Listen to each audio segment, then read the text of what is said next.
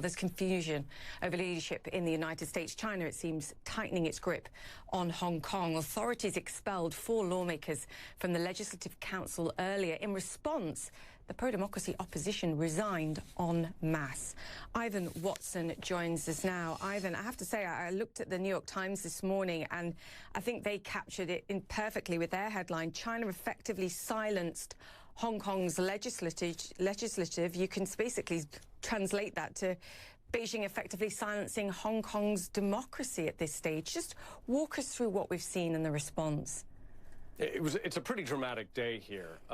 Basically, what happened is that the Chinese central government imposed a resolution that authorizes Beijing's hand-picked leader of Hong Kong, the chief executive Carrie Lam, grants her the power to strip any elected lawmaker of their seat, essentially for not being patriotic enough. Some of the reasons could be that they don't support the basic law of Hong Kong, or they don't pledge allegiance to China, or they support Hong Kong independence from mainland China, or solicit foreign intervention, or another clause just carries out, quote, other activities endangering national security. Well, as soon as she got this authority, this power, Chief Executive Carrie Lam stripped 4 lawmakers elected to the Legislative Council of their seats, and they just happened to be from the opposition pan-democracy movement. Take a listen to how she justified this. To sum up, what we need to deal with at the moment is that there are 4 legislators who have been deemed, in accordance by the law, to not genuinely swear to uphold the basic law and not genuinely pledging their allegiance to Hong Kong SAR.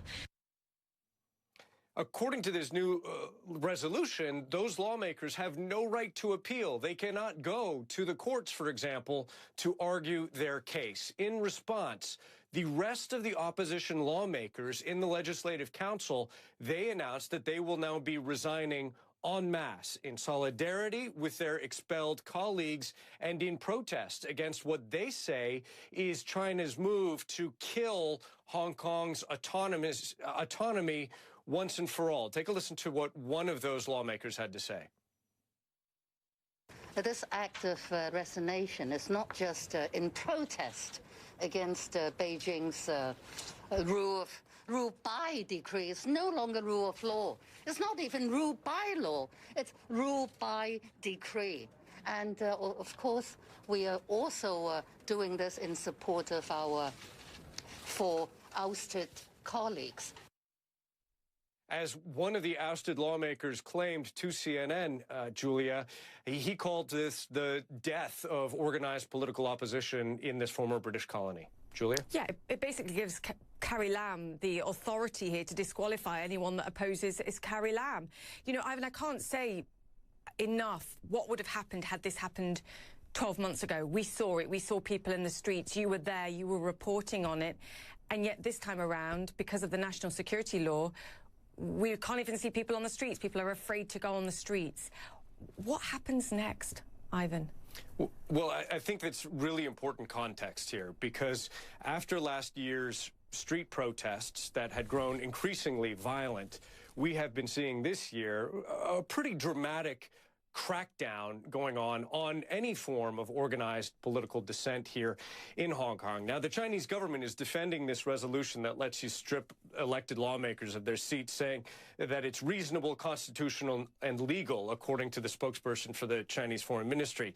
But in the context, last summer, the Hong Kong authorities postponed Hong Kong's elections for the Legislative Council, which were supposed to take place in September, on the grounds of public health reasons, citing the coronavirus pandemic. We've seen opposition activists and journalists being increasingly prosecuted week after week on a variety of different charges, and some of these activists are fleeing Hong Kong overseas, requesting asylum.